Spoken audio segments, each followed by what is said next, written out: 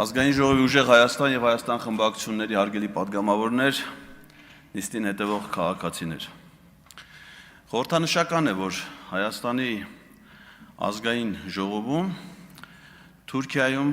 հետազոտական կասկածելի հանգամանքներում եւ ֆինանսավորման ծրագրի դրամաշնորհի շահառու է ոչ միայն ազգային ժողովի նախագահը, այլ նաեւ ազգային ժողովի արտաքին հարաբերությունների հանձնաժողովի նախագահը։ Եվ սա միակ բանը չէ, որ կապում է Ռուբեն Ռուբինյանին եւ Սարգիս Խանդանյանին։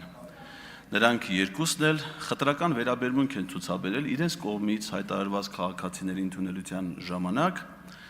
եւ պարոն Խանդանյանի հիմնավոր իր ենթադրյալ հանցանքի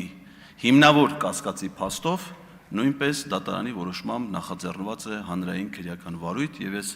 սպասելու եմ գլխավոր դատախազին նաեւ այդ միջնորդության համար։ Պատգամավորներից մեկը այս դահլիճում ասեց, արդյոք ամենայն հայոց կաթողիկոսը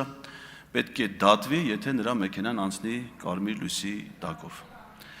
Կարմիր լույսի տակով անցնելը դա վարչական իրավախախտում է եւ ոչ մեկ դրա համար չի դատվում։ Իսկ եթե վարչական իրավախախտում է կիրառվում, ապա ոչ թե ուղևորի, այլ վարորդի նկատմամբ։ Ես դեռ չեմ լսել, որ վեհապար հայրապետի վարորդը նման հարցով վարչական պատասխանատվության ենթարկվի։ Բայց լսել եմ, որ կարմիր լույսի տակով անցնող վարչապետի ավտոշարասյունը սպանել է հղի կնոջը։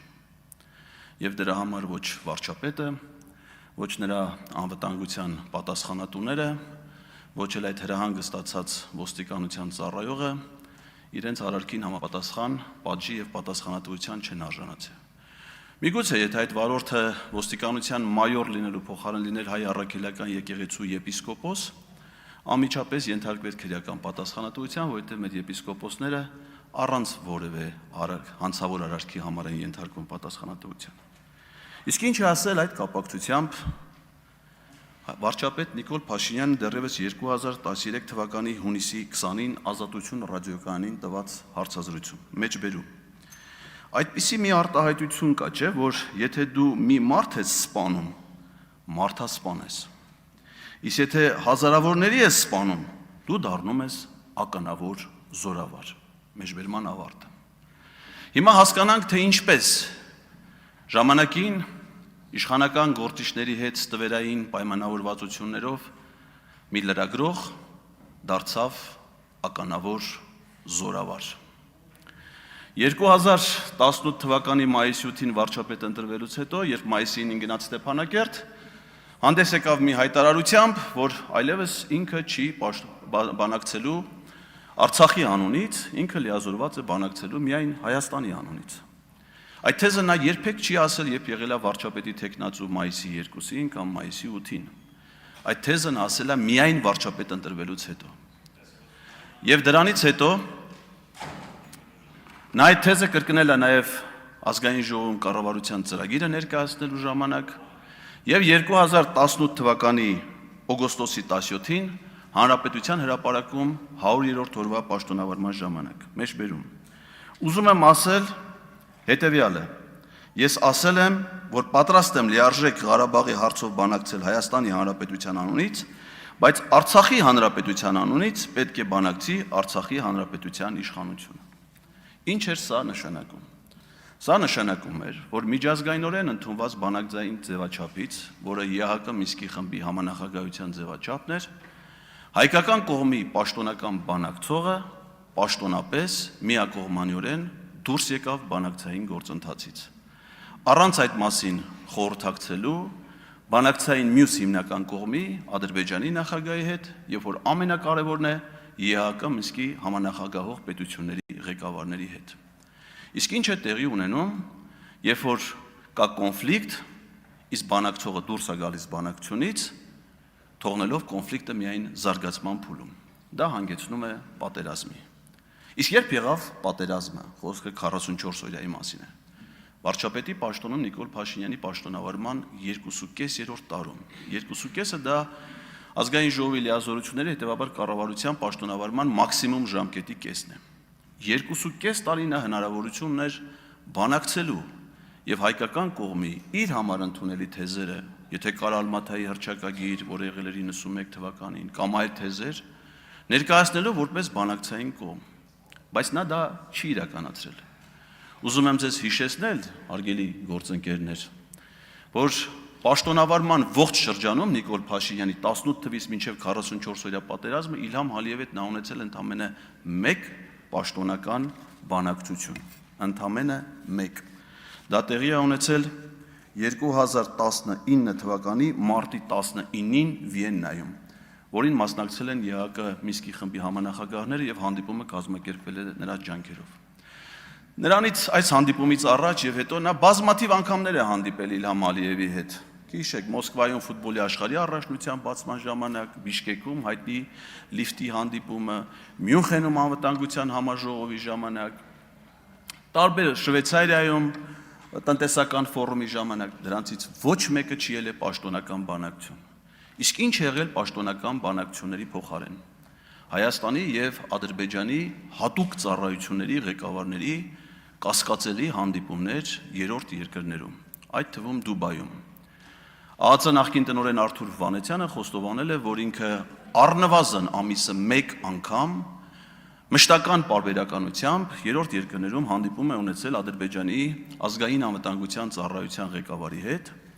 Բնականաբար այդ հանդիպումներից նրանցից ոչ ոք բանակցելու իրավունք չուներ, որտեղ նրանք դիվանագետներ չէին, արտգործնախարարներ չէին։ Այդ հանդիպումներից ոչ մեկին ԵԱԿ Մինսկի համանախագահներից որևէ մեկը ներկա չի եղել,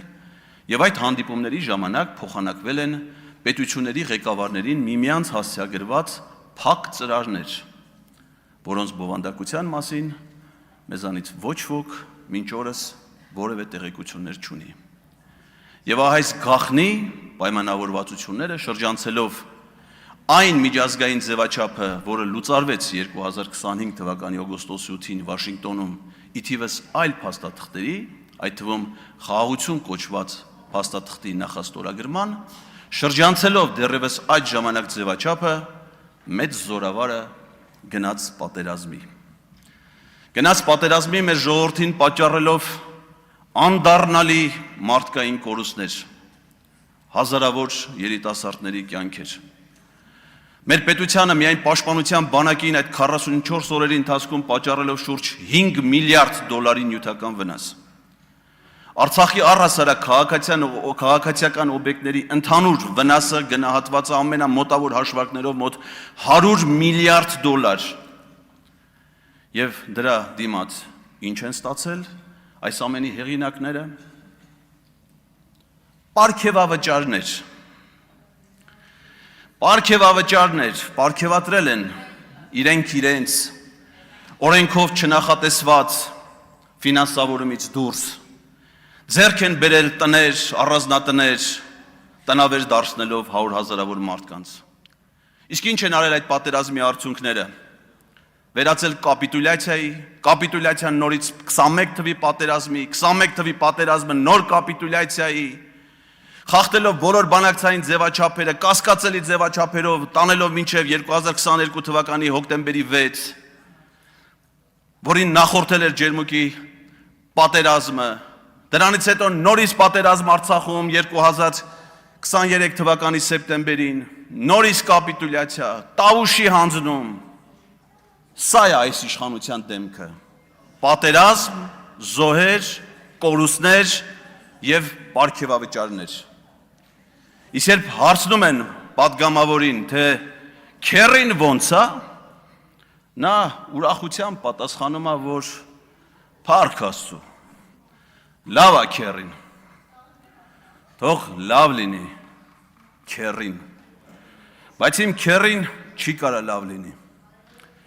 որովհետև նրա անվանակից թոռնիկը Աղաջան Ջանոյանը, որի մկրտության կնքահայրն եմ ես, Մխիթար Հերացու անվան պետական բժշկական համալսարանի առաջի կուրսի ուսանող, զոհվել այդ պատերազմում։ Իմ քերին եւ ես երբեք չեն կարող արդեն լավ լինել։ Երբեք չեն կարող լավ լինել։ Մենք լավ կլինեինք, եթե Աղաջան Ջանոյանը դառնար իր երազանքի ռազմական բժիշկը եւ փրկեր մեր զինվորների կյանքը, որը դուք սրիկայաբար փորձում եք շահարկել այստեղ։ Պարոն Ղազարյան, ձեզ կոռեկտ պահեք, դուք ստանում եք նախազգուշացում, ձեր ոչ կոռեկտ եւ անբարտավան պահվածքի պատճառով, եւ ես ձեզ զգուշացնում եմ, հարգելի գործընկերներ, լռություն պահպանեք։ Եվ ես ձեզ զգուշացնում եմ, որ հաջորդ անգամ նման պահվածքից հետո, եթե դուք չինքնա էվակուացվեք այս դահլիճից, ձեզ էվակուացնելու են եւ դուրս են շպրտելու այս դահլիճից եւ ազգային ժողովի շենքից։ Պարոն Կարապետյան, հիմա չեք կարող խոսել, ես ձեզ առաջարկում եմ, որ կարգի հրավիրեք ձեր падգամավորի եւ չափավորեք, հակառակ դեպքում նրան այնպես կչափավորեն, որ այլևս երբեք չի կարող այդ չափերից դուրս գալ։ Հիմա չեք կարող, հիմա խնդրում եմ, հարգելի գործընկերներ, քաղաքացիական պայմանագրի հետ վերադարձեք դահլիճ։ Հարգելի գործընկերներ, պարոն Լևոնյան, ուր եք գնում։ Զբաղեցրեք ձեր տեղերը, նիստը շարունակվում է։ Վերադարձեք դահլիճ եւ զբաղեցրեք ձեր տեղերը։ Հաջորդ ելույթի համար Սուզաննա Ավետիսյան։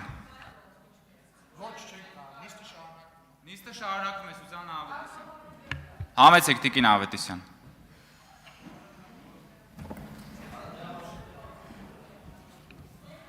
Հարգելի գործընկերներ, փակեք դռները, զբաղեցրեք տեղերը, նիստը շարունակվում է։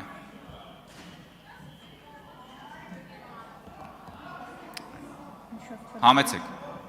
Խնդրեմ։